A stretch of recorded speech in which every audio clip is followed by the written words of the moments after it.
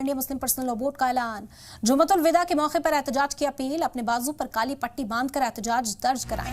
वक्त तरमीमी बिल के खिलाफ करें एहतजाज। अगर ये बिल पास हो गया तो वक्त प्रॉपर्टी को खतरा है, हमारी मस्जिदों और मदरसों को खतरा है। All India Muslim personal law board लगातार मोर्चा खोले हुए हैं और कल अलविदा जुम्मा के दिन लोगों से अपील की जा रही है कि जब वो नमाज पढ़ने के लिए जाएं तो अपने बाजू पर काली पट्टी बांधकर एहतजाज दर्ज कराएं। खामोश एहतजाज होगा, कहीं पर कोई शोर शराबा या तशद्दुद की शक्ल ना अख्तियार हो, इस बात का खास ख्याल रखा जा रहा है। महज एक काली पट्टी आप अपने बाजू पर बांधेंगे, उससे ये साफ हो जाएगा कि आप इसकी मुखालफत करते हैं, आप वक्फ बिल के खिलाफ हैं और इसी के साथ all India Muslim personal law board का साथ आप दे रहे हैं। इस बात का पैगाम आपकी उस काली पट्टी से दे दिया जाएगा। तो तमाम जो मुसलमान हैं उनसे ये अपील की जा रही है कि कल जब आप जुमे की नमाज अदा करने के लिए जाएंगे तो अपने बाजू पर काली पट्टी जरूर बांधें।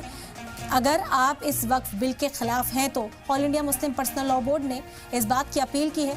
All India Muslim personal law board ने यह ऐलान किया है कि जुम्मतुल विदा के मौके पर एहतजाज किया जाए, अपने बाजू पर काली पट्टी बांधकर एहतजाज करें, वक्त तरमीमी बिल के खिलाफ एहतजाज दर्ज कराया जाए। अगर ये बिल पास हो गया तो वक्फ प्रॉपर्टी को खतरा है और इसी वजह से all India Muslim personal law board इसको लेकर जंतर मंतर पर एहतजाज कर चुका है। अब मुल्क के अलग अलग हिस्सों में एहतजाज देखने को मिल रहा है। गुज़िश्ता रोज पटना में भी इसे लेकर एहतजाज दर्ज कराया गया था और अब जुम्मतुल विदा के मौके पर कहा गया कि काली पट्टी अपने हाथ पर बांध कर निकले।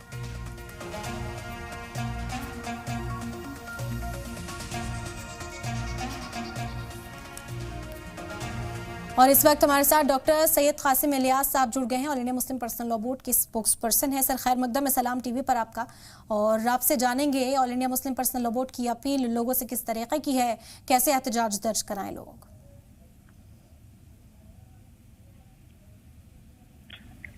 देखिए, all India Muslim personal law board वक्फ तरमीमी बिल को लेकर मुसलसल एहतजाज कर रहा है और वो ये समझता है कि वक्फ तरमीमी बिल जो है वो वक्फ की जायदादों को हड़प करने की एक साजिश है जो मरकजी हुकूमत ने रची है और वो ये भ्रम फैला रही है पूरे मुल्क में कि इससे वक्फ को के कामों में ट्रांसपेरेंसी आएगी और उसका फायदा जो है गरीबों तक पहुंचेगा।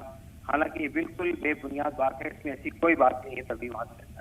तो हम महसूस करते हैं कि जितने पुरअमन और दस्तूरी, लीगल और जमहूरी रास्ते हैं उन सब का हम इस्तेमाल करेंगे हुकूमत तक अपनी बात पहुंचाने के लिए और मुल्क के अवाम को इससे बाखबर करने के लिए। तो ये जो कल हमने तमाम मुसलमानों से ये अपील की है कि जुम्मतुल विदा के मौके पर, जुम्मतुल विदा जो है वो रमजान का आखिरी जुमा होता है, इस मौके पर नमाज में जब आप आए तो आपके बाजू पर, आपके हाथ पर जो है वो काली पट्टी बंधी होनी चाहिए ताकि ये कम्युनिकेट हो जाए कि आप इस बिल के खिलाफ एक खामोश और पुरअमन एहतजाज कर रहे हैं। बिल्कुल इलियास साहब, जाहिर बात है कि हमारे दस्तूर ने हमको दिए हैं, उसका पूरा इस्तेमाल करेंगे। बिल्कुल, और ये मैसेज पहुंचना भी जरूरी है कि खामोश एहतजाज होगा, कहीं पर किसी तरह का कोई तनाज़ा, कोई तशद्दुद ना हो, इस बात का भी खास ख्याल। नमाज पढ़ने के लिए जब लोग आते हैं तो वो पुरअमन तरीके से ही आते हैं और उन पे ये तवक्कुई रखी जाती है कि वो खामोश एहतजाज करें। जी, तो इस तरह की अपील को नाफिज करने के लिए फिर क्या कहा जाएगा, आगे का जो स्ट्रैटेजी कहा जा रहा है कि इसके बाद देखने को मिलेगा कि कितनी बड़ी तादाद में लोग इसके खिलाफ हैं, तो फिर क्या हिकमत अमली all India Muslim personal law board की आगे रहने वाली है? नहीं, देखिए, हमने तो पूरा एक रोड मैप तैयार किया है।